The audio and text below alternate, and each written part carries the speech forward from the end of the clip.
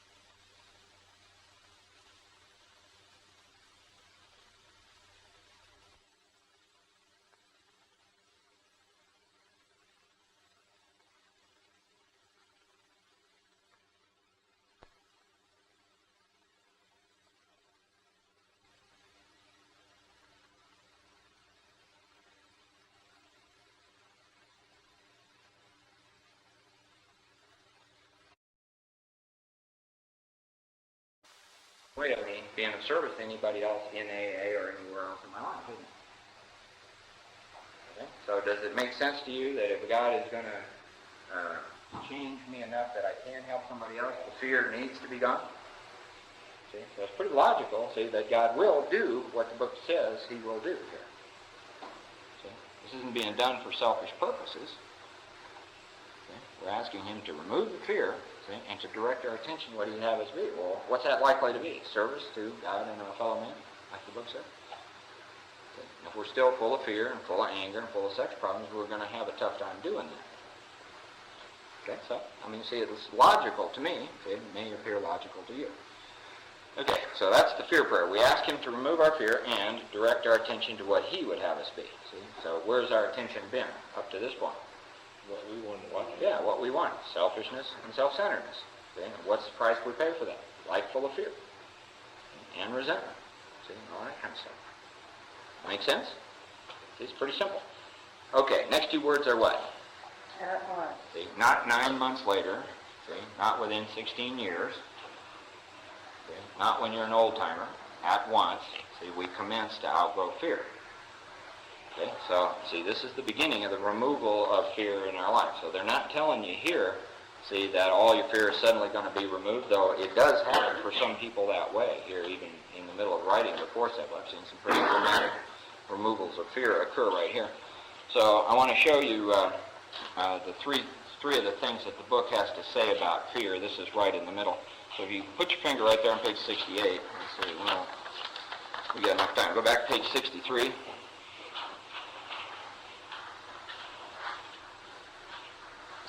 Right at the top of page 63, it says, when we sincerely took such a position, and that position was where God was going to be our director. Go down to the bottom of that paragraph, the second to the last sentence. See, at the end it says, we began at that point to do what? Lose our fear, see, of today, tomorrow, or the hereafter. Okay, now back over here on page 68, see, we are now inventorying our fears, and we ask God to remove our fear and direct our attention to what he would have us be, and the promise there is what? At once, we commence to outgrow fear. Now, if you would, go over to page 75. Go to the second paragraph where it says, we pocket our pride. Okay, this is at the end of the fifth step now. It's a whole bunch of promises. Everybody there?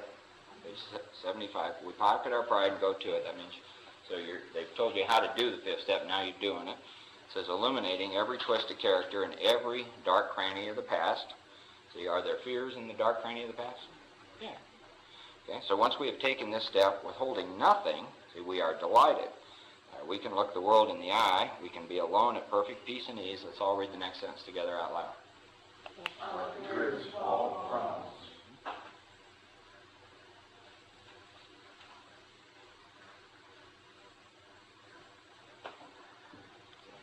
amazing promise. Okay, see, and this picks up again in the promises on page 83 and 84, so at the end of the 9th step. See, so there's a lot of promise about the removal of fear, see, from your life, if you're willing to be thorough and honest and follow the directions, see, going through the steps. See, it's been my experience, having done that, see, that most of the major fears and a lot of the small fears and that anxiety and neurosis I told you about is gone. It's been gone for years. See, I don't have to live in a whole bunch of fear, see, about all that stuff anymore. You don't have to bounce off walls and, be anxious and worried and all that, see. It doesn't make you holy or perfect. See, you don't get to fill up the bathtub and stand on the water. See, don't heal the sick and raise the dead. See, you just get free, see, of a great deal of fear. And any other fear that comes up in your life, see, now you have grasped the principles of what to do about it.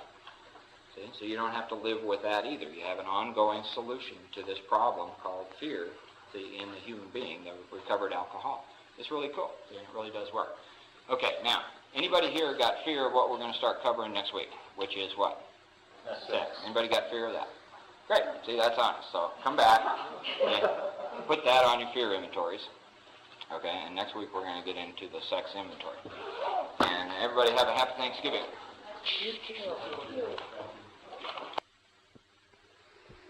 Mike does a recap here before he starts into the sex inventory. It picks up all kind of in mid-take, so don't think anything gets left off. Okay?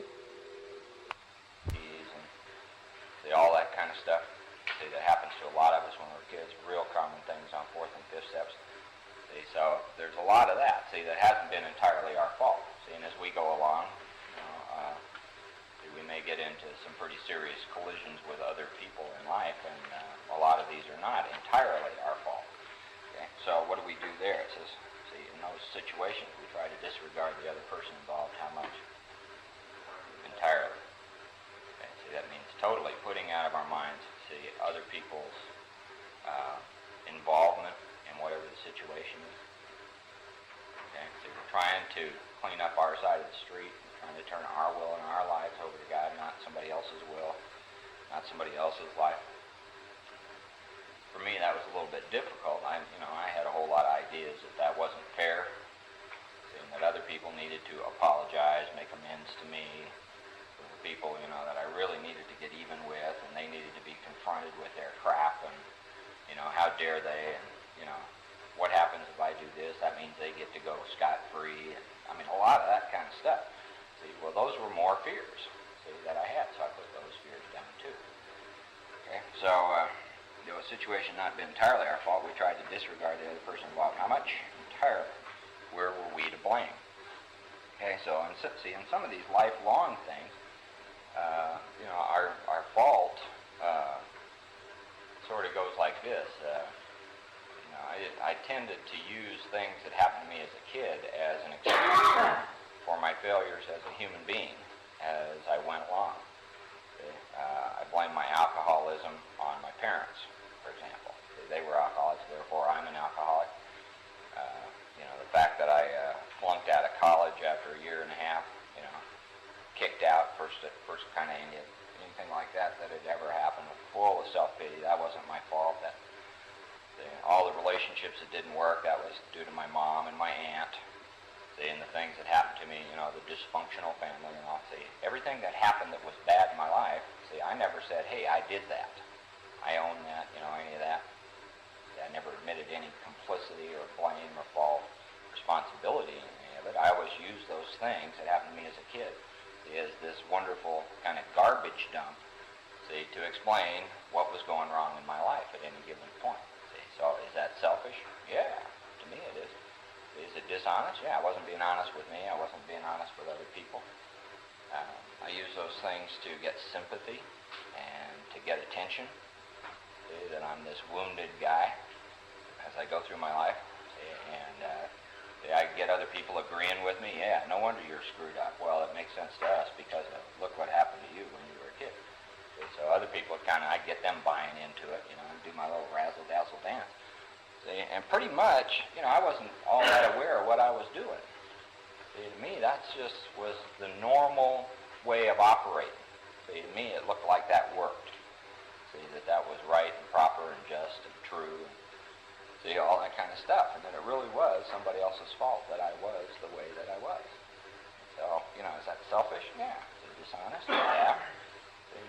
honest in the sense that I never really stopped and looked at it.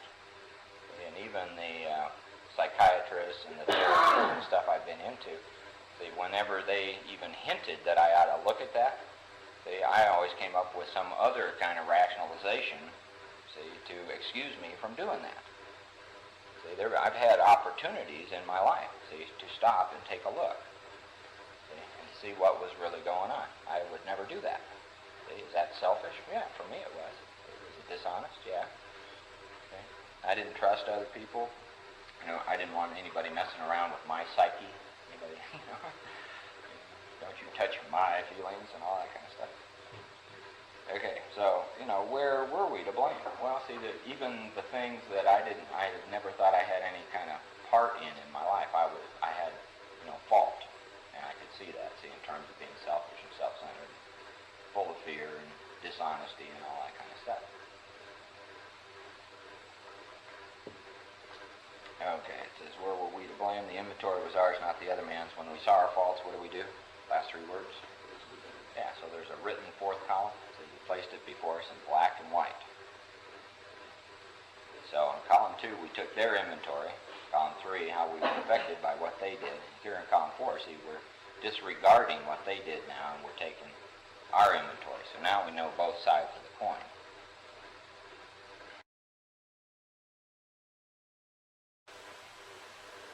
Leave out column 4 is sort of like putting a quarter on a table and asking somebody to just pick up the head side of it. You can't do that. It's got a tail side, see, so this is the tail side. So now we see the whole deal. We're being honest about it. So column 2 taking their inventory, column 3 is what they did or what they caused. Do you think that was similar for column 3? No, column 3 is how it affected us, what in us was affected. Column 4 is Yeah. So first we take theirs, the world and its people, who are often quite wrong, see, and then we take ours, saying, what do you think we're going to find about us? We're probably often quite wrong too.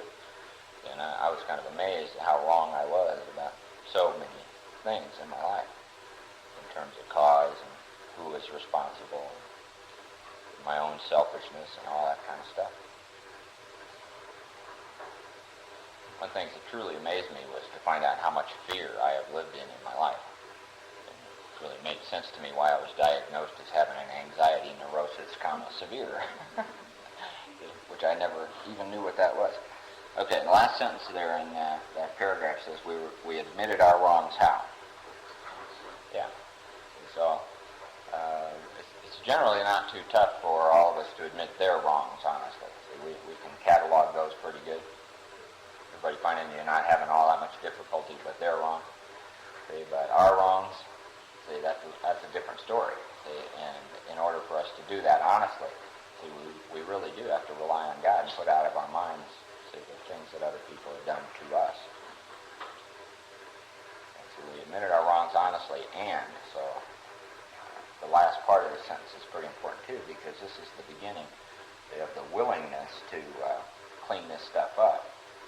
We're willing to set these matters straight. See, these matters does not mean column 2. These matters means what? Column 4. See, regardless of what those people ever do, see, whether they clean it up or not. See, and for me, that was pretty tough, because I had this big revenge issue in my life. I wanted to get even with all the people who've done me wrong. And I really had to struggle with the whole idea of not being able to do that, not being able to get even with these people when the opportunity presented itself, and all that kind of stuff. So, that's something that you may have some problems with. Something inside of me kind of went, when I had to start looking at that.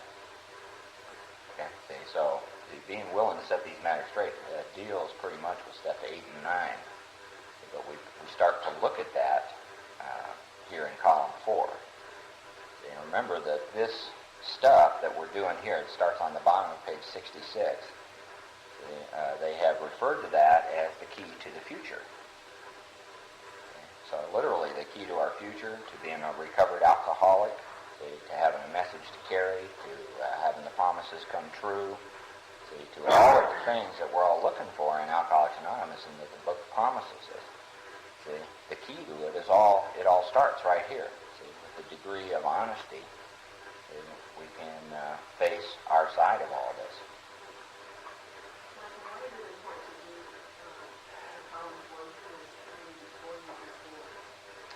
Because that's how it works.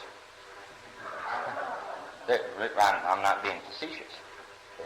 I wrote 3 4th steps. 2 of them I did other people's ways, Hazelden and Recovery House, that kind of stuff. And then I did it the way it is in the book. See, and something major occurred in my life as a result of following these directions.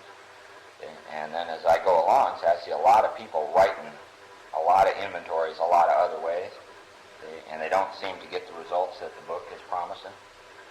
See? So doing it this way is not a matter of right and wrong or good or bad or any of that. It's a matter of, do you want it to work? It's just that simple. See? The only reason for doing it that way is because this is how it works. And I've seen a lot of other things called how it doesn't work.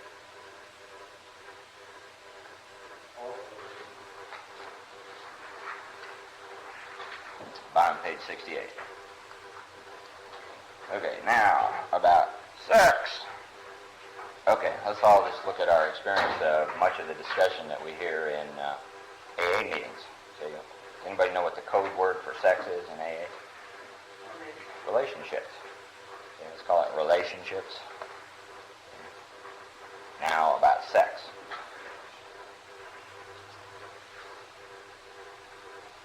Okay, see, if Dr. Bob and Bill Wilson suddenly came back from the grave and walked in here, see, and said, hey, we've been to heaven for the last 20 years, then we discovered something, see, and what we discovered was that all you need to do is write 2 of the 3 parts of the 4th step, see, and you can choose which 2 those are, see. Which one would you leave out?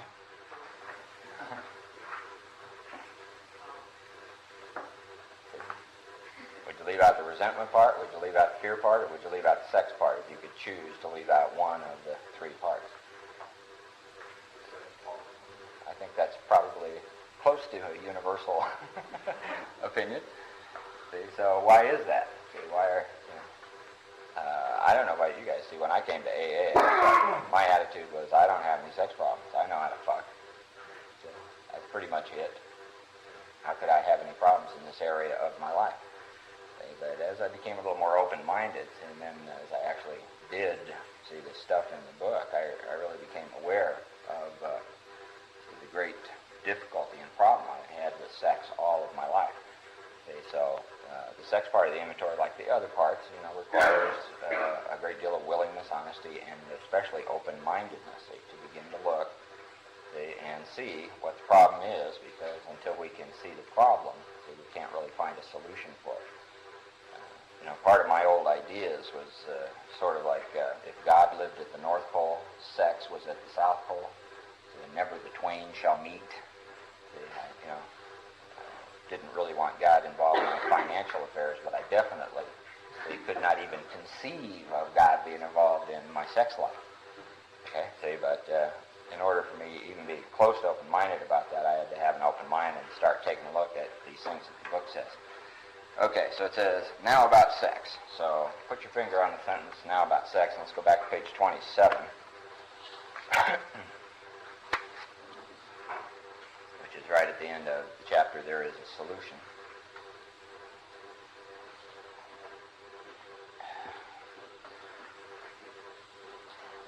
Go to the middle of the page, you might remember that this is the end of the story of Roland Hazard, who was under the care and treatment of Carl Jung. And Roland, if you remember, his mental health was good and his physical health was good, and he was feeling great, and he whistled as he went out the door, and then he got drunk. So he shows back up talking to Dr. Jung, and Dr. Jung tells him he's doomed. The only solution for him would be to lock himself up and hire a bodyguard. There is no way that he is going to stop drinking. Nothing can be done for him. And so Roland felt like the gates of hell had closed on him with a clang, and he's a good alcoholic, so he's looking for the loophole. So he said to the doctor, is there no exceptions? Everybody see that sentence? Yeah. Yes, replied the doctor, there is. Exceptions to cases such as yours have been occurring since early times. Here and there, once in a while, alcoholics have had what are called vital spiritual experiences. To me, these occurrences are phenomena, and they appear to be in the nature of huge emotional displacements and rearrangements. Now, if you would, underline these next words: ideas, emotions, and attitudes, which were once the guiding forces of the lives of these men, are suddenly, remember the word suddenly? So we're looking for some pretty quick results here. They are suddenly cast to one side. Okay, so what I'd like you to do is just ask yourself, what kind of ideas, attitudes, and emotions, see, is he talking about? See, is this some kind of cosmic spiritual thing we're talking about? Or might it have to do with the things we're looking at in the fourth step? Okay, have your ideas been pretty much dominated by resentment and anger and fear, see, and sex stuff? See, so what kind of ideas, emotions, and attitudes suddenly get cast to one side? Resentful ones, angry ones, fearful ones, sexual ones, see, that kind of stuff. He calls them the guiding forces. When we get over to page 62 in chapter 5, see, what was the word that Bill and the folks used? Driven. See, not guiding, see, driven by, see, these guiding forces. Okay, so sex is somewhat of a guiding force, see, or a driver in our lives. Everybody know the term sex drive? See, he's got a healthy sex drive, you know, that kind of stuff. Okay, so we're going to start looking at that. That's what the first paragraph here in the sex inventory is about. The ideas, attitudes, and emotions, see, that have to do with sex. In other words, our thinking, see, where we're coming from, see, in terms of sex and sexuality. So we're going to take this apart. So go back to page 68, last paragraph, says now about sex. First thing we want to do is number the various things that Bill talks about in this paragraph. So number one, many of us needed an overhauling there. So make that statement number one. And you might want to put the definition of the word overhaul in your book or your notes. Overhaul means a thorough examination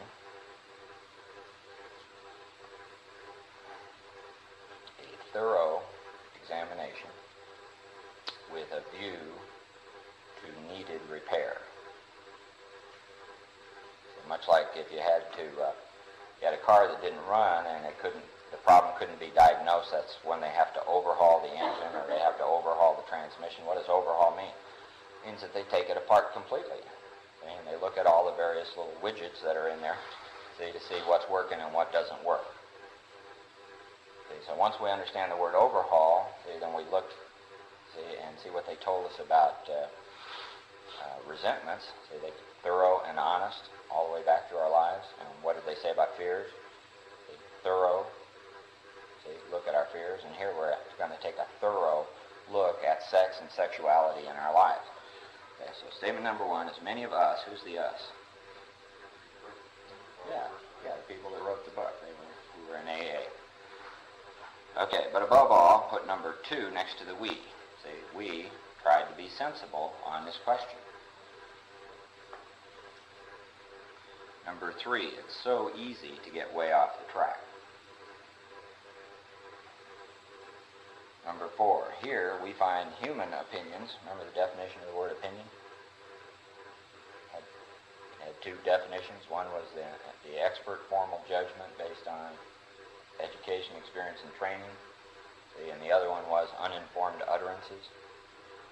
So here we find human opinions running to what? Extremes. See, absurd extremes, perhaps. Okay, number five. One set of voices cry that sex is the lust of our lower nature, a base necessity of procreation. Everybody know what procreation means? Reproduction, making babies. Okay, six. Then we have the voices who cry for sex and more sex. Those were my favorite voices. 7. Who bewail the institution of marriage. The word bewail means to cry out about or against something.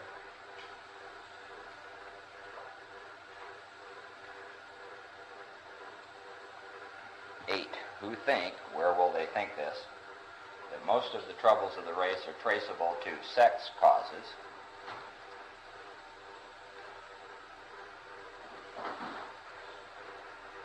Number 9, they think we do not have enough of it.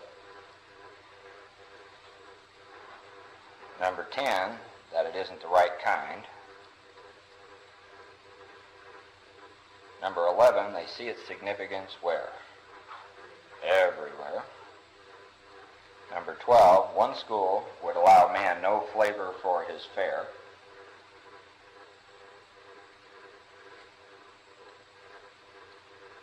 The other would have us all on a straight pepper diet. We're going to come back and go through each of these things, so we'll talk about them a little bit.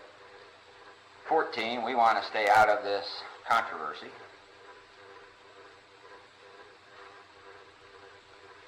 15, we do not want to be the arbiter of anyone's sex conduct. The word arbiter means judge.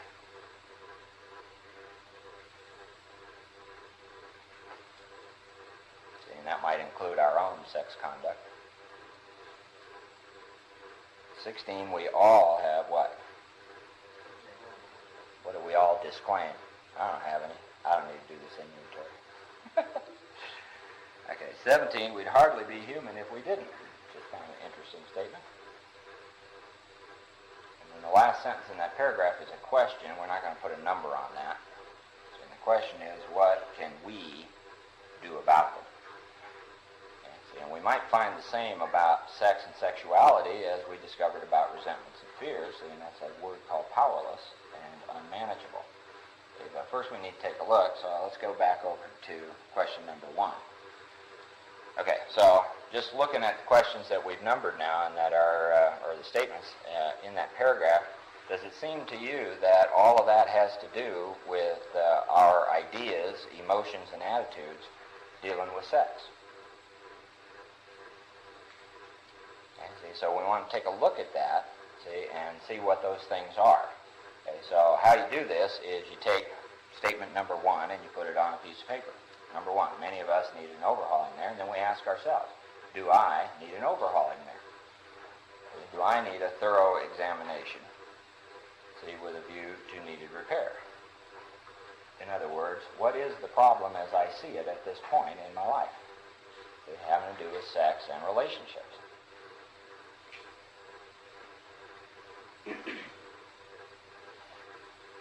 Okay, so everybody get a blank piece of paper, those of you who are writing your 4 steps.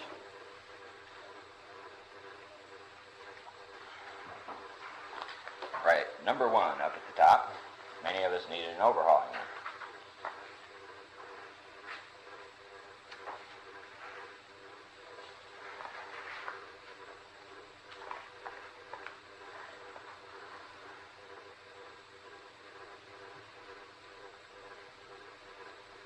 How you doing?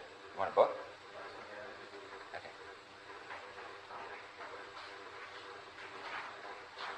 What this is a book study, and we're talking about the 4-step inventory, and we're into the sex part, so don't let that weird you out at all. Okay, everybody got that? Okay, see, so we start to look at what? See, our own experience, see, and to ask ourselves, see, what is the problem in our lives? So I can tell you some of mine. I never had a relationship that worked, see, right off the get-go. Sex had always been a major obsession and drive in my life. It's caused me a lot of anger, worry, fear, pain, selfishness, self-centeredness. I have hurt, quite a few people as a result of my sex conduct. That's pretty easy for me to see. I had a great deal of judgment, an attitude toward other people's sexuality, and fears regarding that kind of stuff. People who were different than me, homosexuals, trisexuals, people who did other kinds of things. I had a lot of prejudice about that sort of stuff. I had a lot of attitudes towards women, a lot of attitudes towards men in terms of sex and sexuality and all those kind of things.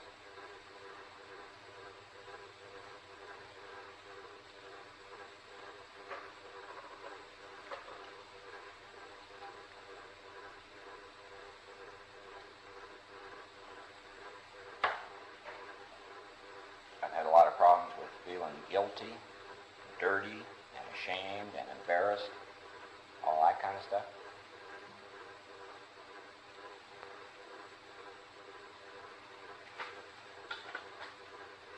It's something that I've never been able to talk about openly, honestly, without a whole bunch of emotional junk, fear stuff stuck with it. When I was new in Alcoholics Anonymous, every now and then there would be somebody chairing the meeting, and they'd say, like talk, have the topic tonight be sex. And I was one of these folks who'd immediately start spilling their coffee and running out the door and getting pissed. And, I'd get an attitude, talk to your sponsor about that. That's not a proper topic for an AA meeting. And all the stuff. And that's because I had never taken my inventory. I didn't have any freedom whatsoever in the area of sex and sexuality. I had a whole lot of secrets, a whole lot of hidden, sneaky stuff in my life. A whole lot of stuff I was ashamed of. A whole lot of things I wanted to take to the grave.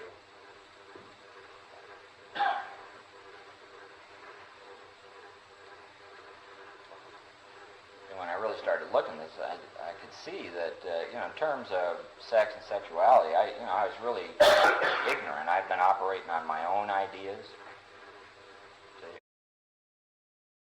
all of my life. I really didn't understand very much about human sexuality at all. Most of what I knew, I learned OJT as a teenager, in drive-ins, and talking to the guys, all this macho lying stuff that we would do. We'd brag and lie and just do all kinds of stuff.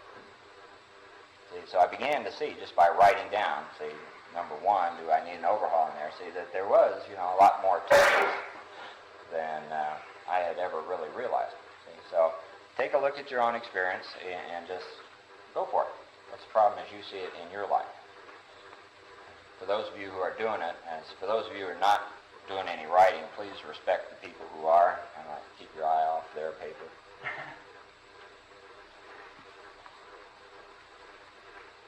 Sure. How do we write it? We don't make the list or anything. Do we just go for it? Sure. Just put it on the facts. You don't need to write War and Peace here. What is the problem in your life as you see it?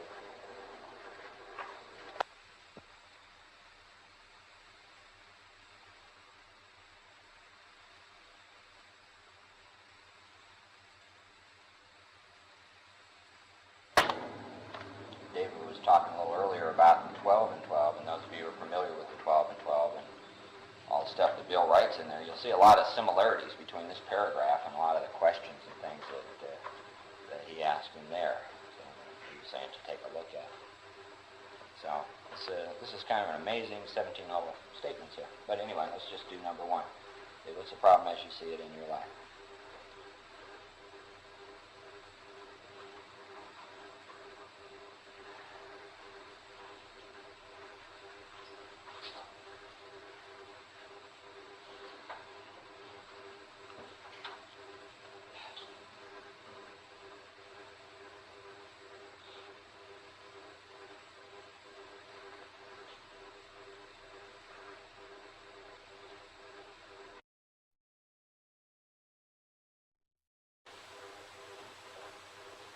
If you get stuck or you have any difficulty taking a look at this, you might go back to page 52, to that middle paragraph, where it says we had to ask ourselves about the human problems, and see how sex applies to what you find, in the middle of page 52 there. Trouble with personal relationships, couldn't control emotional natures, prey to misery and depression, all the unhappiness. You can't seem to be of real help to other people. See, all those kind of things. See, any connection between that stuff, the unmanageable life that was described in chapter 4, and this part of the inventory that we're doing.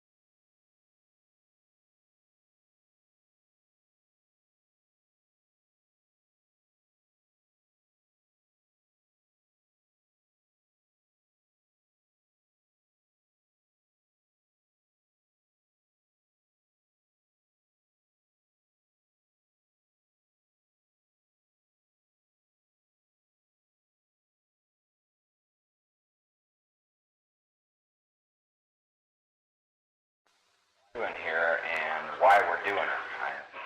I'm assuming that everybody came to Alcoholics Anonymous because you wanted to stop drinking. That's why I came here.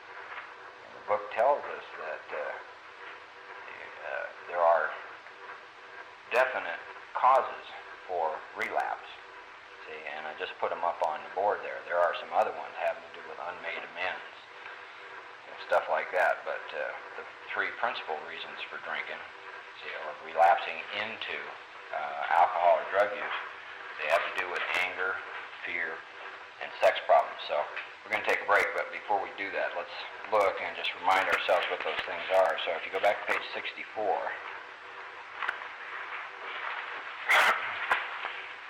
last paragraph, the first line, it says resentment is the number one offender. Okay, it destroys more alcoholics than anything else. Turn over to page 66. To the second paragraph where it says, it's plain that a life that includes deep resentment leads only to futility and unhappiness.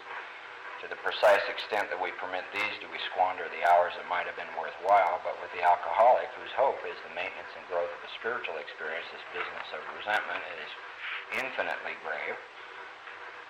We found that it is fatal, for when harboring such feelings, we shut ourselves off from the sunlight of the Spirit, see, and then what? Relapse. And it has to do with resentment. Okay, now if you would, keep your finger there and go over to page 73, not 75.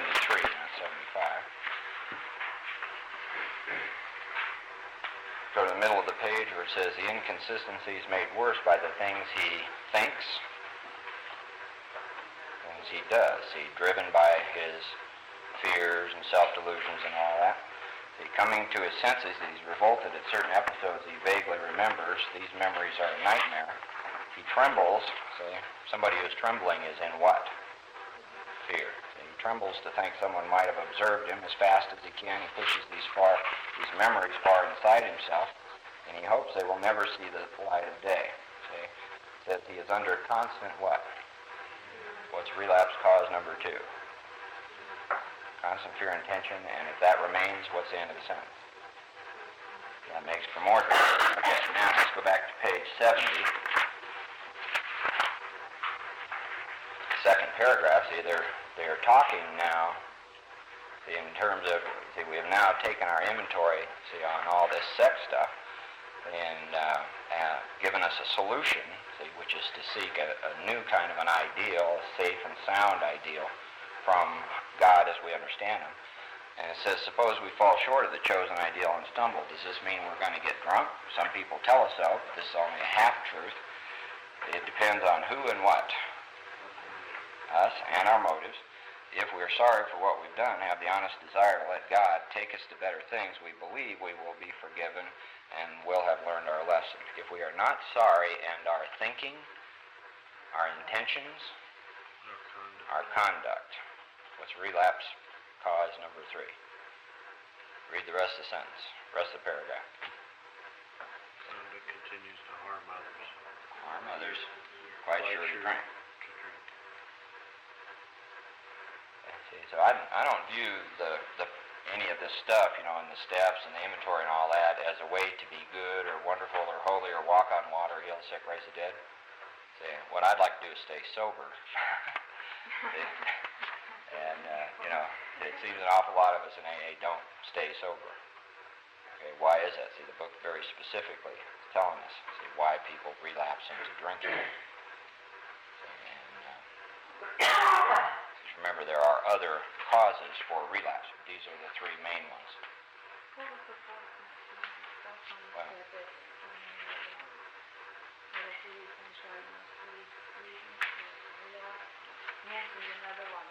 unmade amends, especially financial.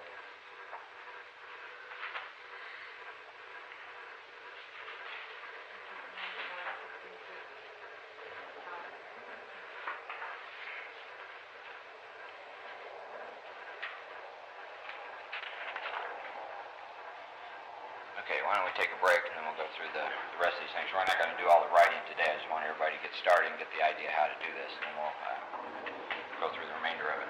Okay, number 1, see, you might think back to the things that we have learned so far in the book, in the doctor's opinion about how alcoholics get restless, irritable, and discontent, look for a sense of ease and comfort, bottom page 26 in doctor's opinion. Succumb to the desire again, as so many do. Phenomenon of craving develops, passing through a spree, emerging remorseful, swearing off, never going to do this again, and then repeating that over and over and over again. See, that's the jaywalker, okay, that Bill talked about on page 37. Okay, and you might take that stuff, see, that's the chronic alcoholic mind, apply it to the things that you're looking at, see, in number 1, see, and see if that's true in your own experience. See, doing it over and over and over again. In Narcotics Anonymous, they call that doing the same stuff, expecting different results. Okay, that's kind of how they define insanity over in NA. See, and what it is, see, it's the jaywalking chronic alcoholic mind that we've learned about. See, and the whole cycle that Dr. Silkworth talked about in the doctor's opinion. See, so begin to apply what you've learned in the book, see, to this, see, stuff in your life, dealing with anger, fear, and especially sex conduct, see, and begin to ask yourself, see, is that something that you can change on your own, or is it an unmanageable condition, the same as drinking alcohol and doing drugs? See, is life unmanageable? Okay, let's go back to page 68 and look at statement number 2, which is we tried to be sensible on this question. See, and all of a sudden, see, these things in this paragraph begin to make some sense once we have begun to define the problem in our own life, and we do that in statement number 1. What is the problem I face? See, now we start to ask ourselves, see, am I sensible about this? See, what have I ever done that is sensible about this?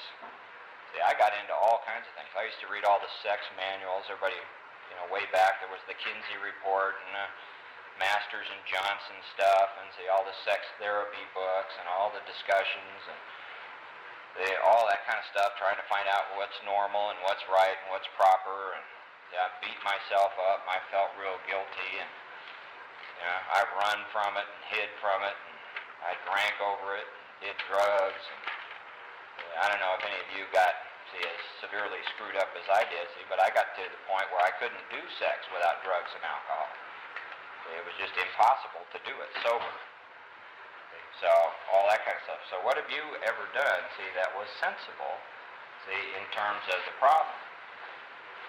See, and I just took a look at all that, wrote that down, see, and began to see that none of it was really all that sensible, and everything I've tried, see, including prayer and religion, and see, all those kind of things did not work.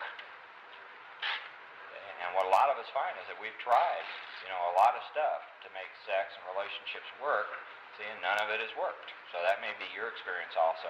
So see, what is your experience of having tried to be sensible? And do you want a sensible answer, a solution, see, to this kind of stuff in your life? Okay, number 3. It's so easy to get way off track. I've been off track all my life. For me, you know, I started to look at this. See, I was sexual before I knew what sex was. There was a nickname that my family had for me. It was Bug Eyes, and I had that when I was 4 and 5 years old.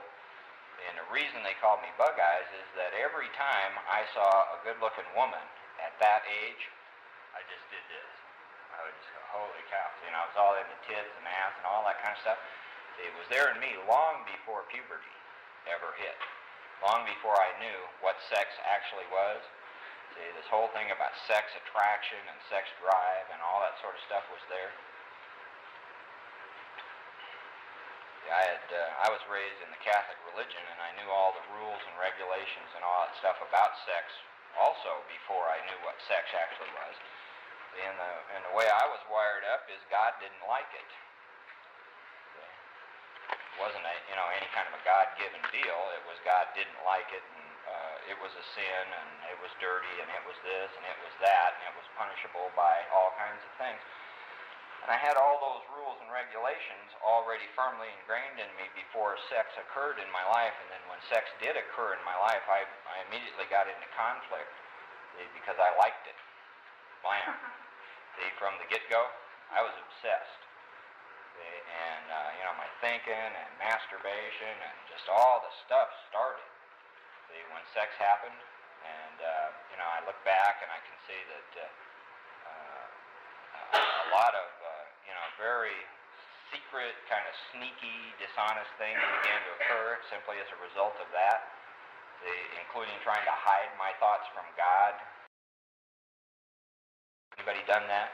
You know what I'm saying? Yeah, try to hide your thinking from God. Oh God, what if God knows what I'm thinking and what I want? And it didn't make any difference. This whole business about sex was aimed at my sisters. It was aimed at my cousins. It was aimed, my mom. See, there's all this stuff. See, so I look back, and I can see I really never really was on track. I never had any kind of healthy, guided, understood sort of ideas about sex. It was just on me like white on rice, see, for most of my life. And what I knew about it, I figured out, rationalized, judged, did all that for myself. See? So I've been way off track, and that's gone through most of my life. When I got married, I was 33 years old. The lady I married was 29. Now that's considered adult. See, but we were so screwed up sexually that we couldn't even talk to each other about the problem. And to us, to talk about sex, it was like a hostage negotiation. It was kind of like the way the Palestinians and the Israelis are trying to set up their discussions today. See, we would have to set appointments to meet at the dining room table, like noon on Saturday, see, to have this discussion about our sex life. That's how screwed up we were. And for the week preceding that, it was like the Jaws music was playing in our house. And all this fear and stuff would be going on. And I got all my guns and ammo and ducks lined up, to blast her. And she's over there doing the same thing about how it's all my fault. And all this, collision would occur, and then we'd sit down. And within about 8 seconds of starting this discussion, we'd be arguing about the cat, my job, the car, all this other stuff.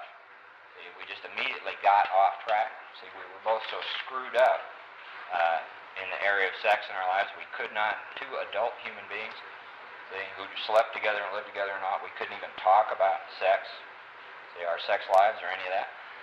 So we were way off track, and it's very easy to get way off track. It was also very easy for me, I don't know, you guys just look at your own experience of this stuff, but the more I started looking at it, I could see that 80 to 90% of my thinking, was about sex, most, work, I'd sit in AA meetings, it's about sex. I just, I went to a lot of, therapy and group stuff over the years, did all, that was all about sex. I was just way off track. So, you might look and see if it's easy to get off track. And one other way that worked was that, I'd have a problem, I'd feel bad, I'd just start a sex fantasy, turn that on, blam. And I'd just give myself that sense of ease and comfort from a sex fantasy. See, that's getting off track, never fun, facing problems, any of that kind of stuff. See, so it's stuff that you can look at, and just write down in what your own experience of that stuff is. Okay, number 4. Here we find what kind of opinions? Human opinions, running to extremes, absurd extremes, perhaps. Okay, so, I'm a human, and I've got opinions on a lot of things, and you may too. And I've also been, pretty much of an extremist in my life. This all or nothing kind of attitude. And, some of the things I've thought and said and done, looked at, are pretty ridiculous. See, as I look at them in hindsight, pretty absurd.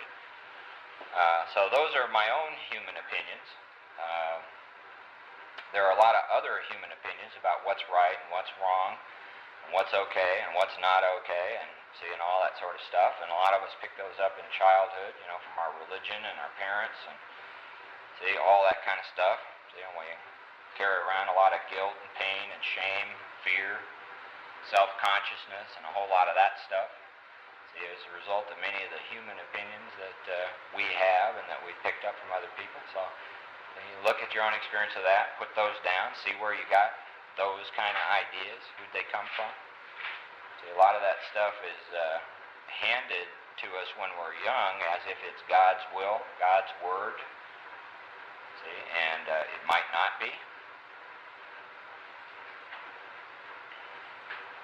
See, and this could just range, the whole area of human sexuality and relationships, who did what to whom and at what time, and is that okay?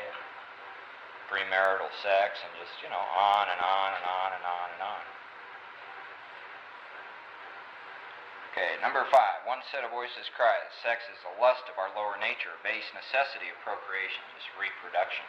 And that's one of the, sets of ideas that I had, was handed to me as a kid. And, the voices, that are mentioned here, I started looking at it, they're not only out there in the world, they are inside of me. And, I've had some ideas that were sort of refined over the line that, sex and human sexuality is something that has to be blasted through, transcended, overcome in order to be spiritual. And so you might see if you got some ideas about that and your sex conduct. See, a lot of us, if God and a higher power and an experience of that in our lives is what being recovered is all about. See, and we're carrying around all these old ideas about the sins we've committed and the guilt of it and all that sort of stuff and going to hell. See, there's an old idea that will, get in the way of being a recovered alcoholic. See, and it might be a human opinion. See, and it might come out of this, these ideas that sex is just for making babies. See, and everything other than that is to be ashamed of, and it's not for pleasure, and it's not for, this, that, or the other thing. See, so you might look and see if you have those kind of voices, if you heard them as a kid, if you got them inside of you. See, because I sure had them. And a lot of the things that I've done in life, I felt very guilty and dirty and ashamed of, and all that sort of stuff, figuring that I, was somehow weaker than other human beings, worse, a sinner, dirty, all that kind of stuff. See, if you're a woman, you might have applied a whole bunch of decisions to yourself, labels like whore and slut and, all that kind of stuff. See, so you might see if those are ideas that need to be removed. Okay, number 6. It was 5 and 6 that really began to explain something to me about this problem that I've had. Number 6 is then we have the voices who cry for sex and more sex. And as I said a little earlier, those are the voices that I really liked. To me, I called this health and, liberalism and, all that kind of stuff. I've been driven and obsessed by sex most of my life, and if I wasn't getting laid, I was masturbating, and I've had pornography obsessions and just all kinds of stuff. This kind of thinking, as I got sicker and my alcoholism progressed, some of this stuff got very painful and frightening to me.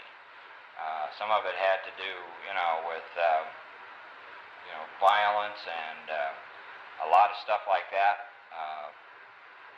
I would sit and, this kind of stuff would just start coming up in my mind, especially when I was drinking. And I began to be rather terrorized by my own sex fantasies, and some of it was really sick stuff.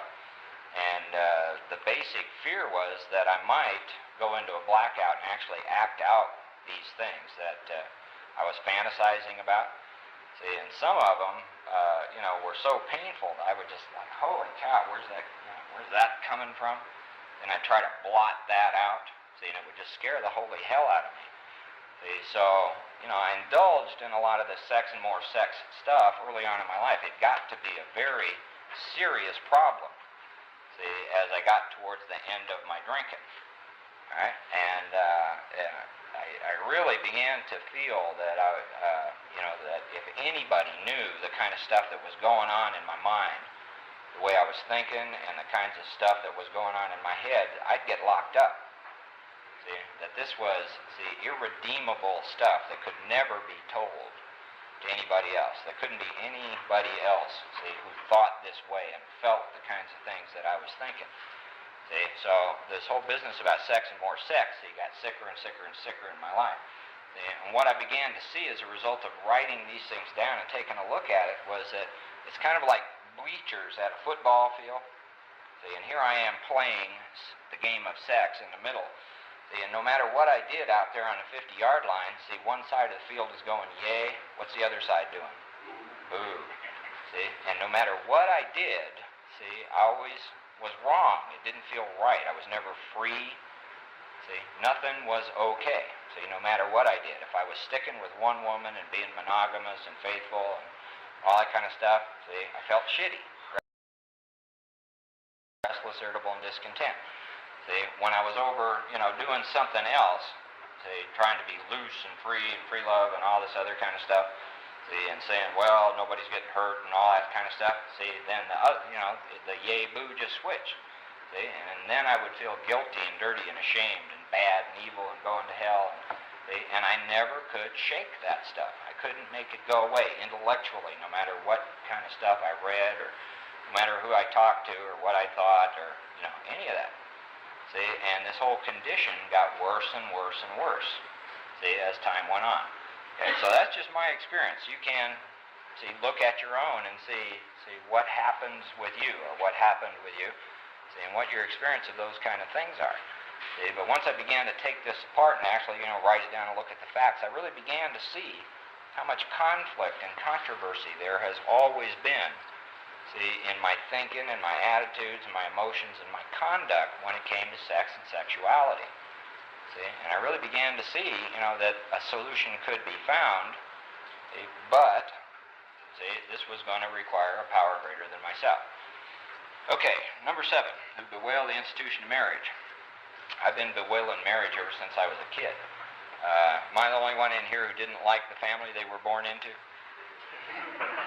Yeah, they didn't. See, I started bewailing all of that stuff, marriage and family and all that, see, when I was a kid. I didn't like that. I didn't think it was fair. Other people had more than I had. They seemed to be happier. See, my parents fought and they drank and they did all this stuff, and most of their friends were alcoholics, and see, there was this stuff that would go on. See, I was very resentful and jealous and envious, and I didn't like it, and I made some decisions early on in my life that I wasn't ever going to get married. See, even what was held up to me as the supreme ideal of a good marriage, which was my aunt and uncle, to me looked undesirable. See, they didn't drink at all, but they looked boring. See, so, even the good side of marriage looked kind of crummy to me. So I made some decisions that I would never get married, and I was just going to do what I wanted to do in life. I wasn't going to get snagged or roped or tied down or see, any of that kind of stuff, and that decision pretty much stuck until puberty, when I began to like girls. I'd gone, these girls that I knew, he suddenly started to sprout bumps and curves, and, this thing started going on in me, and I began to think, well, maybe marriage is a possibility, and then I started to get the idea that the only way I was ever going to get a woman and keep her was I was going to have to get married, and then that conflicted with this other decision about I'm never going to get married, and I was terrified by that, and just, this whole kind of thing started. So I've gone through most of my life making wisecracks about other people's impending marriages and the problems that they had in their marriages, and all that kind of stuff. Age 33, I finally got married to save my own ass. That didn't work, and you should have heard me bewail the institution of marriage when I got divorced. About how I knew it all along, and all that kind of stuff. So I've been, doing that, bewailing the institution of marriage for as long as I can remember, all the way back through my life. See, this isn't stuff that started as a result of my drinking. See, this is stuff that, for most of my life has been there. So, all you do is step number 7, write that down. What's your experience of that? Your experience may be totally different than mine. All I can tell you is mine. Okay, number 8, who think that most of the troubles of the race are traceable to sex causes? Well, what are the troubles of the race that are traceable to sex causes, and what are the troubles that I have that are traceable to sex causes? I had pretty much come to believe that a healthy, good, wonderful sex life was basic to a good relationship. And that was the thing that needed to happen, in order for any relationship to work. So I thought that all the troubles in my relationships were directly traceable to sex causes. I look out in the world, and there are a lot of things in the world which I think, or thought, were traceable to sex causes. A lot of problems like AIDS and teenage pregnancy and abortion and overpopulation and a lot of pollution and famine and a whole lot of things, see, that are traceable, I thought, see, to sex causes. See, so you might look and see what points of view you got about that one, see, and how it applies to your own experience. See, one of the sort of psychiatric kind of ideas that floats around that a lot of us have believed or been infected with it. Has anybody ever heard the term latent homosexuality? That ever press your buttons or make you scared? Yeah, it did me too, see, and a lot of the troubles I had in relationships, you know, the more I couldn't get along with women, the more this thing about latent homosexuality started rearing its head in my life and scared the holy what out of me. And that comes from, you know, a belief that the problems that I was having were all sexual in nature. See, but the book is telling me that my problems have a different root. See, so let's go look and see what they told us about that back on page 62. Okay, second paragraph. First two sentences, selfishness and self-centeredness, exclamation point, that we think is the root of our what? Okay, see, now when we're doing our inventory here, our sex inventory, see, is this about troubles that we've had? See, so the real root of the troubles I discovered and felt very liberated as a result of this discovery, see, wasn't so much my sexuality or questions about it. See, the root of my sexual troubles had to do with my own selfishness and self-centeredness. See, not with sexual orientation or preferences or the whips, midgets, KY jelly or any of that kind of stuff.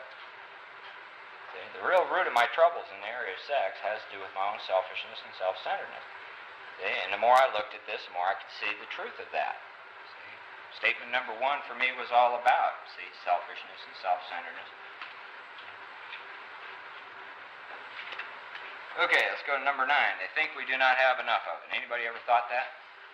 I ain't getting enough, right? Okay, see, now, when do I think that? Well, I think that when I'm in a relationship, and I think that when I'm not in a relationship. See, and what happens to me when I start thinking that, whether I'm in a relationship or not? I get resentful. See, and I get selfish, and I get self-centered, and I get restless, and I get irritable, and I get discontent, and I start blaming. Then I start jumping through hoops, and I start trying to make sex happen again. See, and I start doing all kinds of stuff. See, as soon as I think I'm not getting enough of it.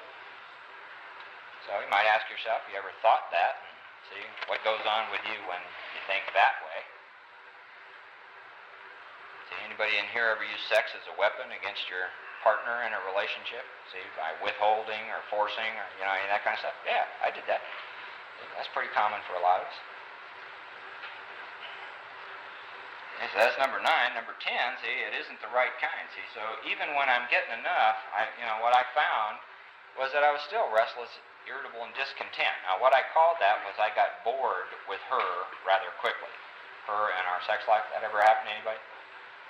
Okay? And what it was just the same old restless, irritable, and discontent stuff. See, so at those points where it isn't the right kind, I would start, hinting and innuendos and manipulate and pressure and, all kinds of stuff, see, for women to do things that I wanted to do, live out my fantasies, all this kind of stuff.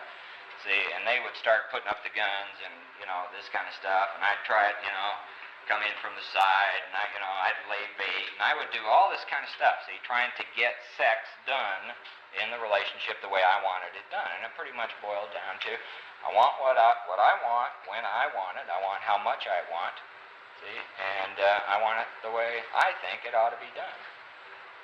Okay? So a lot of stuff about it ain't the right kind. All the, the various things that I tried to make myself and relationships and all that stuff work in the area of sex.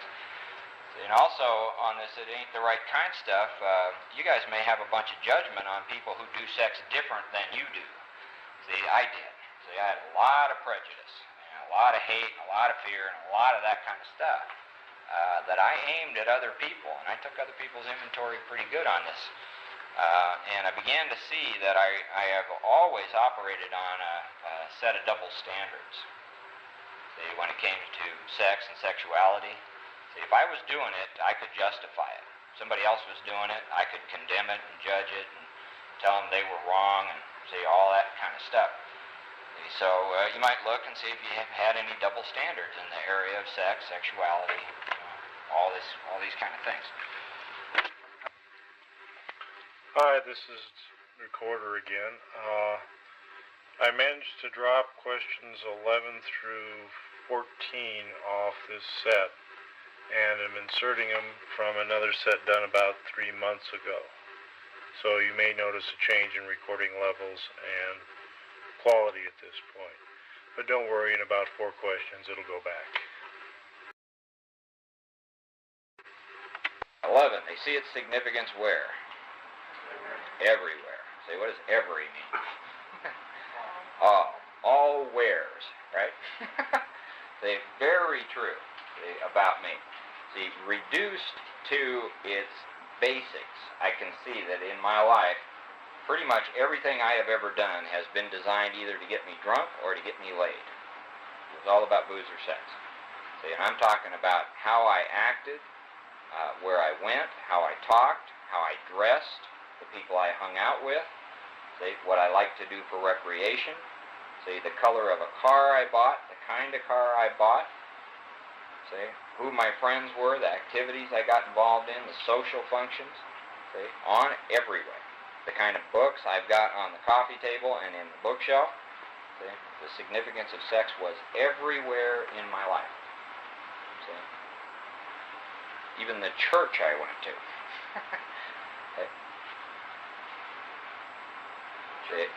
It really amazed me, see, to see that. I can see the significance of sex. Say, my speech, just, things I desired to do in my life, my plans and dreams and goals. See, sex had a major impact on all that. The kind of soap, the kind of toothpaste, see, how much I washed or didn't wash, just everything.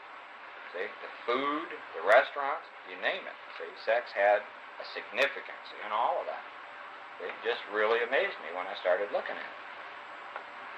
So, you need to look at your own experience. How significant has sex been to you? See, and it's really got nothing to do, see, with how many times we got laid. See, or how many partners we've had. It can still be, see, pretty significant. Maybe even what meetings we choose to go to? Mm-hmm. Sure. Okay. 12. One school would allow a man no flavor for his fare. Okay, here we got the bleachers again. Okay. One school, no flavor for his fare means, I got all these rules and regulations about what's right and what's wrong. See, and the way I was raised, the good, bad, the right, wrong, and what's sinful and not sinful. See, I had a lot of judgment and opinions that I put on other people. See, about stuff like homosexuality. See, for example, those are bad people. See, trisexuals, those are the people who try anything. See, everybody who didn't do it my way, see, was wrong. See, what God thought about it, didn't think about it. See, what's a sin and what's not a sin. What's okay and what's not okay. See, missionary position only, lights off after the kids are in bed. That's it. See, don't enjoy it. No foreplay. See, no deviant forms of...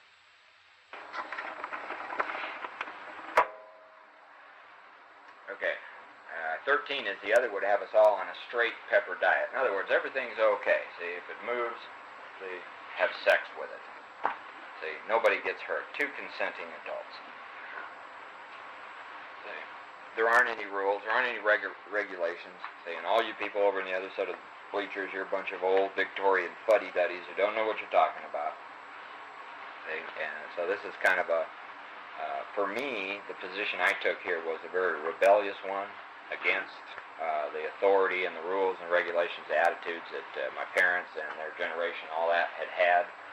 See, so there I was with the bleachers. See, I had adopted, see, a lot of that stuff. It was already in me. See, I learned that when I was a kid. Now here I am over here with my finger out going, you're all screwed. See, and trying to convince myself that everything I did was okay. See, but deep down, see, no matter what I did, there was this thing that was always there. I could never shake it. See, I was never sure, see, of my actions. See, I never felt okay about what was going on with me sexually at any time. A lot of different stuff. This got me into some degree of difficulty because as time went on in my alcoholism, by the time I got to Alcoholics Anonymous, especially the last 2 or 3 years of my drinking, got very little sex during that time. Was no relationships, nothing we would call a relationship, and a lot of really, really sick stuff going on in my head. Really sick. A lot of it so sick that even, it would just make me cringe. And this fear began to happen that what if I, drank too much and went into a blackout and actually acted on these things that I'm thinking, see, which I couldn't even stand to think. This stuff got pretty serious for me, okay, see, and the dread and the fear of that, got worse and worse and worse, see, and this went on for a couple of years.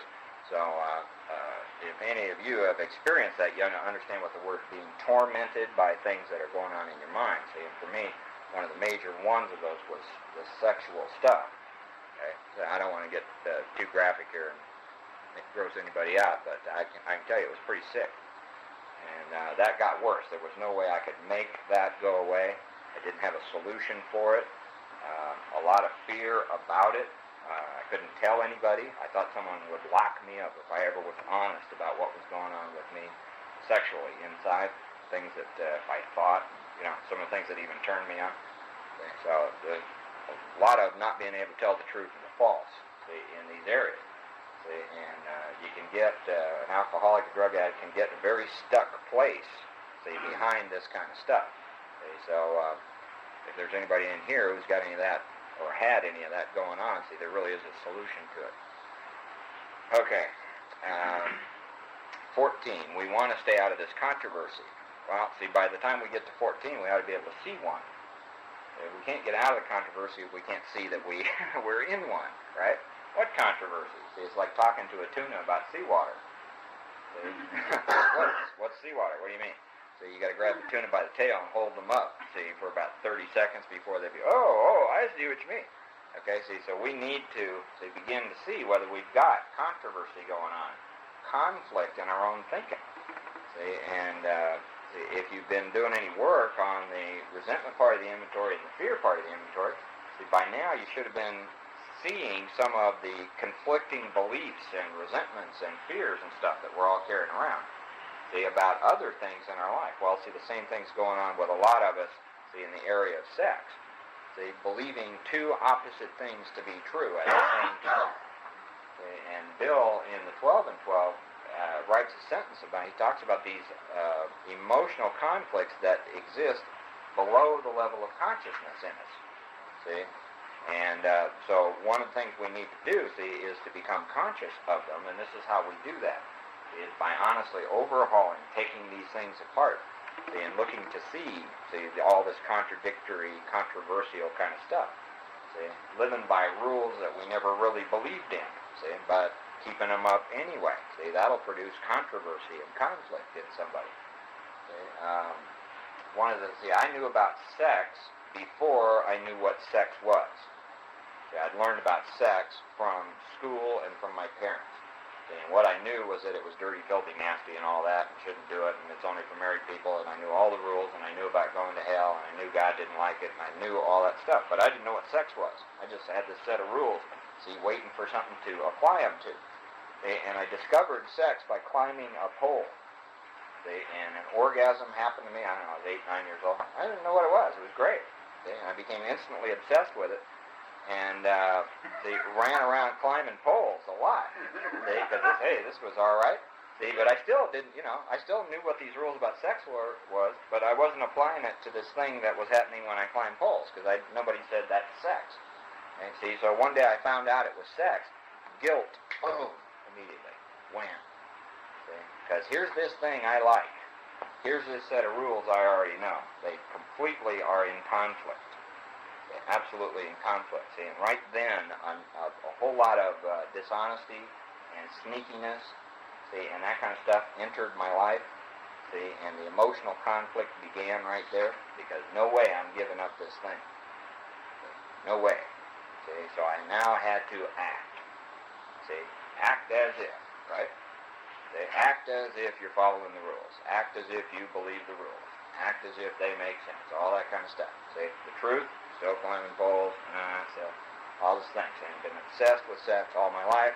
Here's this thing sitting over here telling me I'm bad, guilty, dirty, all that kind of stuff. See? Really weird stuff that I found. Okay, so you got to look at your own experience. See if you got a controversy. One of the other things I can see there in that particular thing is the first time I ever got disciplined about sex was because my dad caught me climbing a pole. See, it's like I wasn't trying to hide it because I didn't know it was bad at that point. See, but he immediately informed me that this was dirty and filthy and nasty and all that, and I shouldn't do that anymore, and all that kind of stuff. And up to that point, I think I was around age 8 or 9, I had always been a pretty good kid. And had never really done anything that was could be considered outright rebellion. You know, I was always pretty willing to follow the rules as they were laid down. I had respect for my parents and all that. See, but on this one, while he was lecturing me, see, this thing was going on inside. See, I was going, yes, sir, yes, I'll do what you say. And inside I knew I was lying to him.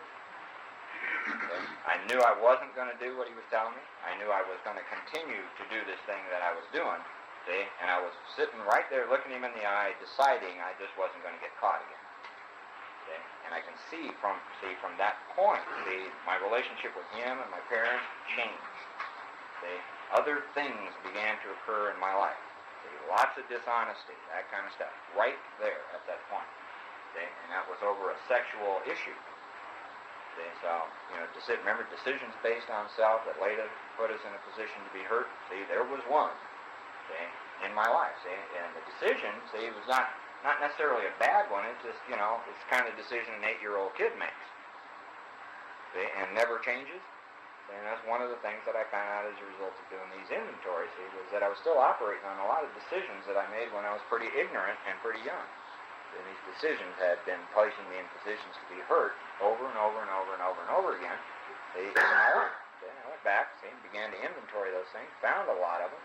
See, the decisions really weren't right, wrong, good, or bad. See, they were just ignorant decisions that a young kid made, see, and was then stuck with. See, and the power of them, see, really amazed me. See, I couldn't intellectually get them away. I couldn't intellectually explain them away or figure them out. So the only way I ever began to get in freedom was to do these kind of inventory. Okay, where are we? 15. 14? Okay, we want to stay out of this controversy. So by the time we get to 14, I think most of us are going to see that there is some controversy. Anybody at least beginning to see it? See that you may have some conflicting beliefs and opinions and attitudes about right and wrong, good and bad, what's moral and what's immoral, and what's pure and what's impure, and see all that sort of stuff. See, all of which is going on. See, our attitudes, emotions, all that sort of stuff. See, so, you know, I ask myself, see, do I want to stay out of the controversy? Well, I've been in it all of my life. See, and it has not worked. See, and I was pretty clear that if I couldn't find a solution, in other words, to get out of the controversy, see, that I was likely to continue harming other human beings the way I had done. And if I did continue doing that, my chances of staying sober were pretty minimal. And I didn't like the odds. So I was pretty clear that I wanted to get out of the controversy. And I wanted a solution to this. See, and Statement 14 is a lot like that statement we find over on page 66 where it talks about resentment. See, where we admit that we're powerless over this. And then the sentence is, how could we escape? See, you might ask yourself, do you need to escape from this? See? In your life. Okay? How are you going to get out of the controversy? Okay? But see, in order to get out of it, first we got to admit that it's there. Okay, 15 says we do not want to be the arbiter of anyone's sex conduct, so would we be included in the term anyone? Okay, so ask yourself, you judged yourself? Have you had a lot of guilt and shame and self-loathing and self-hate and I'm going to hell and see, God won't accept me and I can't get any spiritual help out of God or any of that because of, you know, all the sins and the dirty, you know, rotten, nasty, filthy things I've done in my life, any of that kind of stuff. See, so a lot of us have, you know, a ton of that kind of judgment on ourselves and our own sex conduct. And I had a ton of the same kind of judgment on other people, and I felt better than them, and thought I was okay, and they were sick, and all that kind of stuff. Another thing about 15 made me realize what a gossip I've actually been in my life, and my self-esteem had always told me that I wasn't a gossip. See? To me, gossip was something that only women did. See, and they did it on the phone and over fences, and But me, see, I don't gossip. But when I was honest about myself, about the degree of being the arbiter of other people's sex conduct, and this included people in my family and friends and all kinds of stuff in my life, I realized, how much time I actually had spent judging other people and talking about them and their relationships and their problems and giving them all this bogus advice and opinions and all kinds of things coming straight from a guy whose life didn't work in the area of sex, at all. And that, for me, that was just one of those discoveries, that get made as a result of doing the inventory, and it just leveled my pride. I mean, I had a whole lot of, I'm better than women because I don't gossip, that I'd always had all my life. I was the world's biggest gossip. It was just amazed me. Okay, so we don't want to be the arbiter of anyone's sex conduct. Okay, so it's not up to me to tell